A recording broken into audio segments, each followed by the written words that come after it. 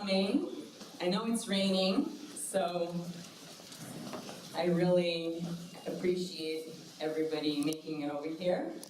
And I want to just say a few words about Women in Block and why we're doing these events and why we started doing these events. Women in Block is an association of women in blockchain, professional women in all kinds of areas of blockchain, technology, marketing, regulation, compliance, and so on. And the idea is to give these women a stage to speak. Now, we've had a few events where we just had women speaking and talking about their areas of expertise. So then we decided that we're going to broaden our audience, and obviously open it up to everyone. It was always open to everyone. However, we decided we want to educate ourselves and educate, industry in Israel about different issues. So stablecoin came about, and I'm very curious about stablecoin myself. I have lots and lots of questions. So what better way to learn is by organizing a meetup so that we can all learn together from the best and the pros and the leaders in the industry. So we've invited companies, Israeli companies, and also global companies to come and share their knowledge, talk about what they're doing, so that we can all become experts in this field. So Women in Block always have a woman on stage, so whether it's a presenter or a moderator. And I hope you guys enjoy it. We're going to open up each panel to 1 or 2 questions. So I'd like to invite Daniel, Tsafir, and Itai Elizur. What? Tsafir, sorry. Daniel Tsafir is the CEO of BNC, and Itai Elizur is the COO, right, of Market Across. Here. Who's excited about the future of blockchain and crypto? Amazing. So, hey guys. Thanks everybody for being here tonight. So the title of this meetup is Stablecoins, the future. So are stablecoins actually a game changer for the crypto community? And if so, how early in the game are we? So I'm going to be the party pooper. I think that stablecoins are not the future. I think they're trying to be a silver bullet. So there was a huge surge in 2017-18 of ICOs. I agree with that 100%. You have to give people time to build real businesses. So people raise a lot of money, maybe some too much money. I don't think that's relevant. They need to build their business. So people are like, oh, how's my return on investment? If you're a VC, you want to look at 5-6 years. So a lot of things happen bad, and people are looking for a silver bullet. So, STOs or stablecoins. So if I peg anything as stable to the gold, I'll just buy gold or I'll buy oil. Stablecoins were invented because banks don't own our crypto. So for us to go on crypto, on fiat is very, very hard. But if it was super easy, then I think you would have 1 or 2 as a technical thing for traders. But if I don't trade, so again, then I find it to be, almost useless. I don't specifically agree with that. Oh, I know that. This is going to be exciting. All right. So the reason I don't agree with that is because I actually see stablecoins as an evolution of modern day way of spending. And not only that, but if you take from the example that you gave about gold, try to transact in high frequency with physical gold. But then you're a trader again. Okay, I'm talking about for the mass adoption, B2C, non-trader community. Sure, It's unusable or not needed. Or with the alternative, if there is an independent user, not user, but somebody that is storing amounts of gold in his home, just as something alternative to cash, to dollars, or reverse cash, they would still find a way in order to have tracking of those buoyants, per se, towards these mechanisms, which is really good way to find a use case for it. But we're trying to find a use case. That's what we're doing. We're like, all right, what's the use case? So if I hold gold in my house, which why would I do that? Then I don't have a big. So again, we're trying to rape a use case for instead of having to come organically. Like again, marketplaces, decentralized marketplaces where we don't give Amazon all the money. So yeah, a lot of people, and I've helped a lot of them raise money. And okay, they're not there yet, and some of them are not doing it, but we're trying to find a use case for a tool that maybe is not needed. When it comes to specifically that case, when it comes to gold, okay, and rather than fiat currency per se, I would say, yeah, maybe there are use cases that shouldn't exist, okay? That there's no really good point for them, but in general, the idea of basically having reservoirs of that are truth, that there's a physical place of the gold being backed, and then having the stablecoin being easily transacted, even if it's for small portions, or just for reasons of finding a way to basically create a hedging point towards other assets. Could be easy access. There's like a company called WIB Event. Okay, so WIB Event is a very good example of how fractional gold is transacted, but you'd never know exactly how much is in the reservoir. So what made the huge bubble that we wanted to fight is people selling derivatives of livestock in their office in New York and selling oils and futures or whatever. So now we're just here to build more tools for them to do it just on crypto? No, but what you need to do is basically my project, okay, BNC, it's a BNC network. We're using tools that are already existing in the world today, like remittances such as SWIFT and SEPA, to allow us to bring proof to the actual existence of what it's backing. So it's really cool, a really cool venture. The stablecoin is a tool. It's the way that you implement your idea. It's not the technology. You have a DApp, you don't call it a DApp because everyone builds base protocols or whatever, but there's a business that has a problem and wants to solve. And it's using stablecoin as a technology to solve. I agree 100% on this, so we have full consent. Right, so speaking, it's obviously very heated because there's Everyone is various just so pro that have to opinions. come and do some kind of big event. There's various opinions about stable coins and what purpose they actually serve. And when you speak about stable coins, there's an inherent difference between crypto-backed stable coins and asset, fiat, or commodity-backed stable coins that are inherently more centralized, less transparent because they rely on third parties like banks and other exchanges that don't disclose as much information.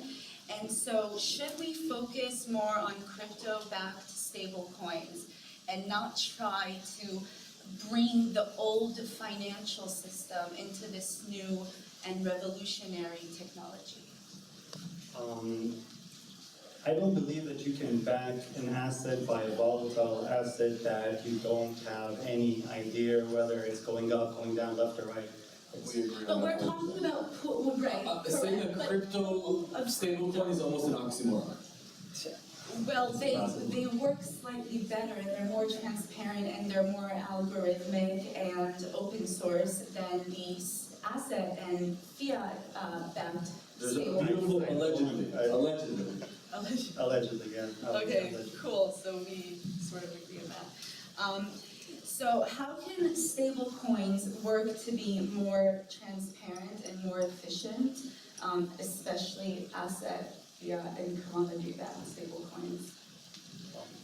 Well, so I look at this as a marketing space. So we've helped a lot of blockchain projects, quote unquote ICOs, and we still work with a lot of very big, Binance and Tron and the big guys. So we work with them. Today, the people that came with me with ICO a year ago, or half a year ago, and I gave them the, why do you need this, why token, or whatever, saying, well, I'm doing a stablecoin. So for me, the more question is like, why is this necessary? Who are you to do this? And what is the kind of story? And I think that the thing is not to find something cool that someone hasn't pegged yet, but to find a mechanism where it's crucial. So maybe gold for certain countries is acceptable, but they don't have access to gold. Or there's been a lot of work with diamonds, so there's no idea what the present diamond is or whatever. But finding a mechanism that is completely there in the fiat world and just creating a crypto transparent concept of it is something that, as a marketer, I don't even know how to market. Totally. What do you think the role of the community is in facilitating such transparency? Just back on that topic, as I said before, the main objective of stable token is the proof. Okay, how can you actually prove? Like, if we take, for example,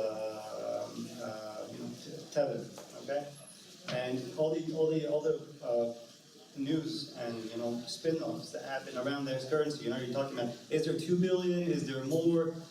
What do you really know about? Is there any place that There was even rumors that the bank is going bankrupt. There's so many, sorry, but horseshit regarding a lot of things that cannot be proved in a decentralized manner. What you need to do is use a centralized, regulated body in order to actually bring in the authority sort of advantages into a decentralized ecosystem. Because what we're talking about is taking something that, if we're talking about financial freedom, it's financial and it's freedom. You can't have, what we're finding today is people have, their finances fully access to whatever governmental body that is looking to, come at them or check up on them or something. What we need to find is a way to have money enter an ecosystem, get some sort of validation. Once it's in the system, it's yours. And it's owned by you, and it cannot be seized or governed by any entity. And that what needs to be the advantage. So just one second, I think that banking unbankable is very, very, very important, and I think one of the best use cases of blockchain. But yesterday there was a big event, and I was there, and actually Goldie, the CEO first, said something amazing, talking about crypto, about cyber risk. So for enterprises, the fact that if someone steals $20 million from you, there's not that many players that can move them. You call the Bank of America, they can reverse an action.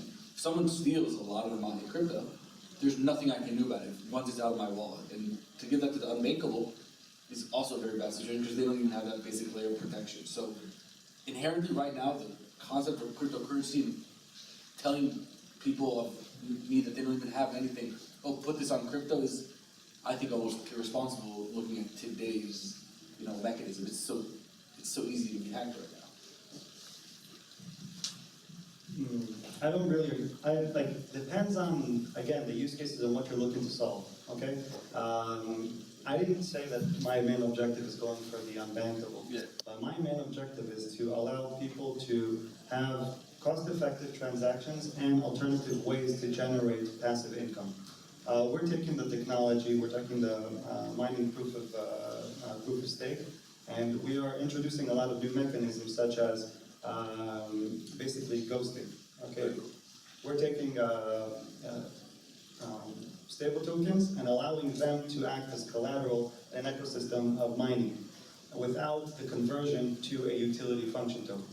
Okay, by you doing this, even other people that are using have secondary jobs or don't have ways of generating interest on their ongoing savings and checkings account, they will find a technological solution that is not centralized in order to generate that passive income without having the exposure to a volatile crypto market. Just one point about people stealing your wallet and all the crypto, you have nothing to do about it. What happens I when don't you die? like- What happens when yeah, you but I issues don't that like that on the because- BNC level have still not been, I'm afraid of giving the poor Bitcoin True. right now. It's funny you say about dying, but we actually have No, proof of death, I've been pitched project, proof of death. I think I even pitched that to other people. There has not been one bank in the world that has not been hacked. Every single Yeah, but big if data my money company is stolen from owns Bank your of America, data. most likely, unless Bank of America goes bankrupt, I'm gonna get my money back. True, but it comes Same for if with you a work lot with of us. other I have a cons. solution. Yeah, I'm not talking about your No, in tools. general, but yes, there are solutions, depending how deep you go into actually solving problems. There are, ways to solve the problem. I just really want to iterate what Anna said about from bankrupt. If we don't solve people actually using blockchain and dApps, then we're already building derivatives for something that no one's using to buy tomatoes yet. True, So, and I'm gonna get to that question exactly. So, speaking of usability, stablecoins really came about in order to combat volatility. But now, how can we use what we've learned from stablecoins and apply it to new currencies coming to market? Currencies that are solving challenges for communities all over the world, like vegan coin, but help them become inherently stable so that there isn't that volatility that brought stable coins to begin with? I'm not sure you're gonna really like this answer, okay? But communities and their utility tokens, coming from where I'm coming regarding the stable token, I honestly can't support utility tokens to the fullest because I believe that they have their certain functionality in an organization or an ecosystem, but they don't need to speak anywhere out of that ecosystem. And I don't see myself, at the end of the day, going to the supermarket and I'm coming with an application that has my Milky token, or my cheese token, or my this token, and this token. It doesn't happen. And it's not gonna happen. What needs to happen is to have a global currency that we are accustomed to and we feel comfortable with. And that's also the adoption of how is blockchain actually gonna enter our home?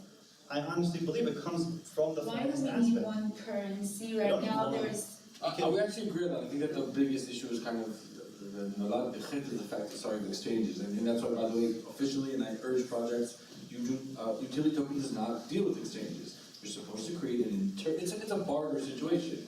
I will do something, you'll do something for me. And again, that is why these maybe $1 billion market value off the bat is too much or whatever, but creating a situation where, because by the way, according to Masa Prasa, a barter is illegal.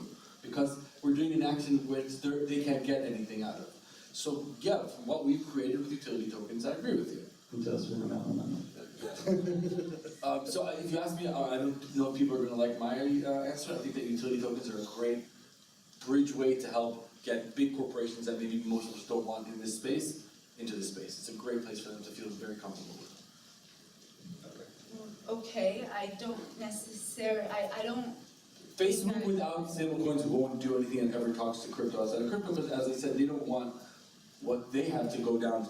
They don't want to. Mark doesn't want to go to sleep and then wake up with 26% decrease of his whatever. It's not something he can. Imagine, selling a car. Imagine a car agency selling car tokens. In the morning, he sells a car worth $90,000. Then he comes the morning later, it's worth $50,000 what he received the day before. It makes no sense. It's But not. utility tokens, you're taking it to an extreme where it's a cow token, a car token, No, this is a Bitcoin. milk token. It's literally Bitcoin. It's Bitcoin. It doesn't matter. It's something that does not hold an asset-backed value. Okay, but it has value within a community. You're saying Bitcoin is But useless. what if? But my landlord doesn't believe in that community. He wants dollars. Not So- only that, but what if But one you'll guy in the find a community different decides landlord that that right is now okay he's with selling all this? Bitcoin. Sorry for. You don't need everybody to agree that Bitcoin has value No, for but Bitcoin. that's to for have big corporations. So for Shopify to go and say, we will accept Bitcoin as a form of payment in our platform, they need to know that when they take $10 in Bitcoin and they need to pay the vendor $9.99, that they're not hedging this situation. They need to understand that. So for mass adoption, we have to have stablecoins as a technical tool. Because Shopify can't come at the end of the day and be like, all right, end of the day, let's tally it up. Oh, we're down 11% on Bitcoin. Never mind, we'll hedge that. So it's needed, but that's kind of the best use case. There was it was coming around like everywhere online. You were seeing people being interviewed. Are you willing to be paid in Bitcoin? That question was asked. No, salary. That question was asked around early 2017. Look at the month. Everybody was like, yeah, of course, I'll take Bitcoin. Why not? Yeah, it was great. I'll tell you Google's true story. So most Google question in blockchain in December 2017 was how to buy Ripple. In January was 18 was how to sell Ripple. So, true story, check me out on that. Cool. So how do you There you see? Drop the mic. 2020, who is Ripple? Yeah, exactly. Where Ripple jail.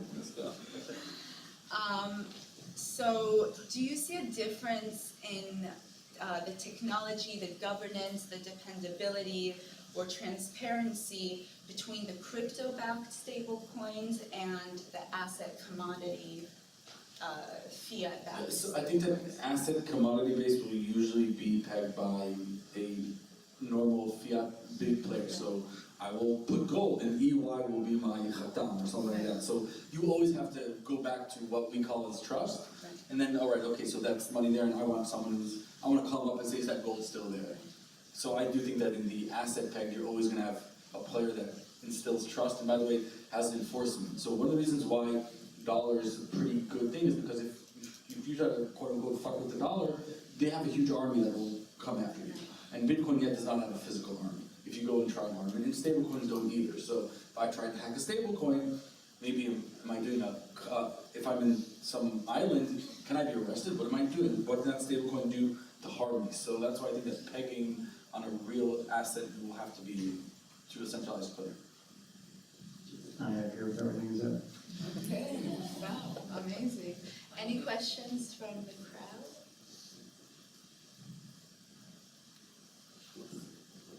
I'll ask a question. Sure. Okay. All right, so we talked about how stablecoins make so much more sense for commerce than say utility tokens or security tokens. Let's talk about maybe some hypothetical threats and situations that will, put maybe stablecoin slightly obsolete and make us look for new solutions, just like what we did with the utility token. Is there any? And STO is another cool buzzer. That's a different meetup, right? Yeah, I kind of want to leave that for the next one. Yeah. What can happen? Do you mind repeating the question? Right, And so the what, Threats and vulnerabilities. yeah. threats and vulnerabilities. The biggest issue I see is about the certainty in blockchain. Okay, it's very certain. There's no backtracking. Yeah, you can understand who's the receiver, and there's maybe a lot of identity that can be brought along to a smart contract to identify whoever is the receiver. But again, maybe that contradicts the whole theology of decentralization. All in all together, there just has to be a way to, as Tsafir mentioned before, to transact with having mechanism to ensure receiving of goods and services. Once that main aspect is solved pretty hard, I think that this is where the system starts to become pretty bulletproof.